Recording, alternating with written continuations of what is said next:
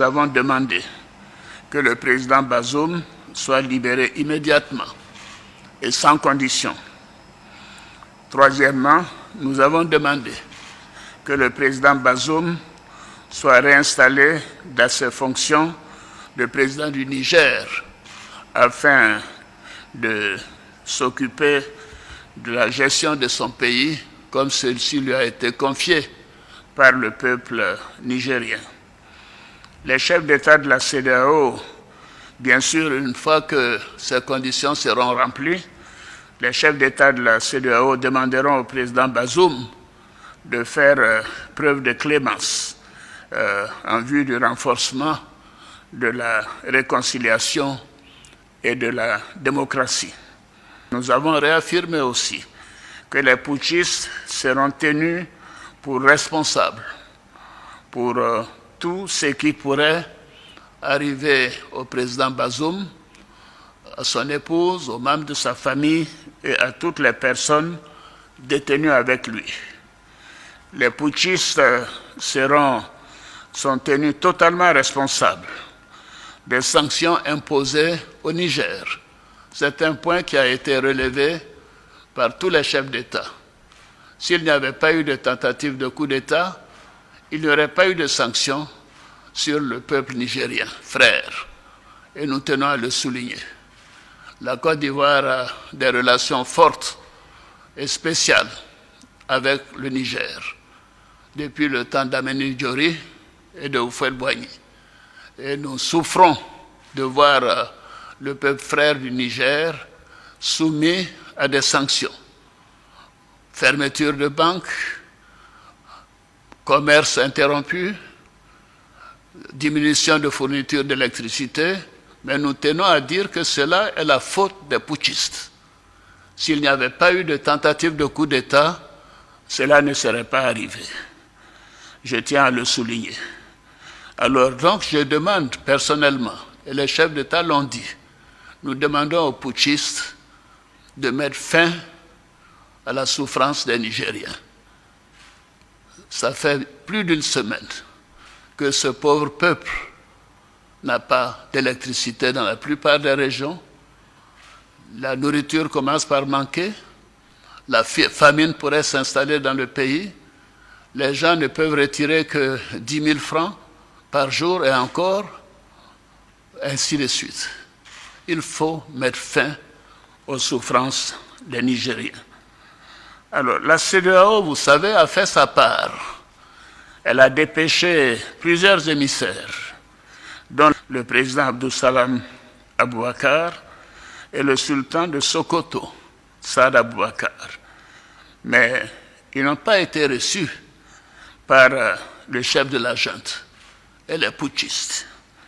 Cela est contraire à nos traditions africaines et constitue un manque de respect pour ces hautes personnalités, pour le Nigeria et pour toute la CEDEAO. Ce n'est pas acceptable. La CEDEAO, en fonction de toutes les informations que nous avons obtenues, de constat de manque de volonté de la part des putschistes de rendre le pouvoir au président démocratiquement élu, la CEDEAO, les chefs d'État ont décidé d'activer la force en attente et de déployer cette force pour rétablir l'ordre constitutionnel au Niger. Les chefs d'État ont marqué un accord donc pour le déploiement des troupes d'un certain nombre de pays, dont la Côte d'Ivoire. La Côte d'Ivoire fournira un bataillon et a pris toutes les dispositions financières pour l'opération. Si elle doit durer 3 mois, les provisions seront faites au niveau budgétaire pour que nos soldats et nos officiers qui participeront à cette opération ne manquent de rien. Donc la Côte d'Ivoire est prête et je viens de donner instruction au chef d'état-major général des armées de commencer la mobilisation de ces troupes pour leur participation à cette opération de la CEDEAO.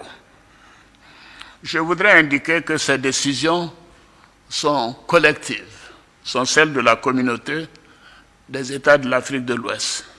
Ce ne sont pas des décisions qu'il faut attribuer à un État, que ce soit le Nigeria ou la Côte d'Ivoire ou le Bénin. Ces trois pays déjà ont indiqué leur capacité de participer à cette opération. D'autres pays le feront bientôt. Donc la conférence des chefs d'État tient à le faire savoir que c'est une opération de la CEDEAO. Ce n'est pas une opération des Nigérians contre les Nigériens ou des Béninois contre les Nigériens, puisque ces deux pays sont des pays voisins du Niger. Bien évidemment, ce n'est pas une opération ivoirienne contre nos frères nigériens. Mais nous sommes déterminés à réinstaller le président Bazoum dans ses fonctions de président démocratiquement élu de la République du Niger. Nous appliquons ainsi les textes et les protocoles de notre communauté.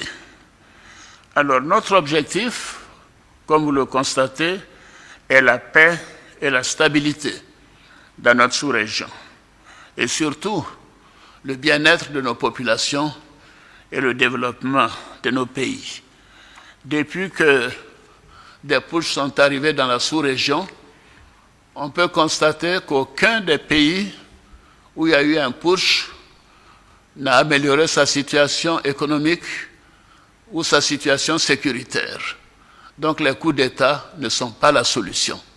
Et nous tenons à le faire savoir. C'est ce qui explique la gravité de cette situation et la volonté des chefs d'État que nous sommes à faire en sorte que cela cesse. Je vous remercie.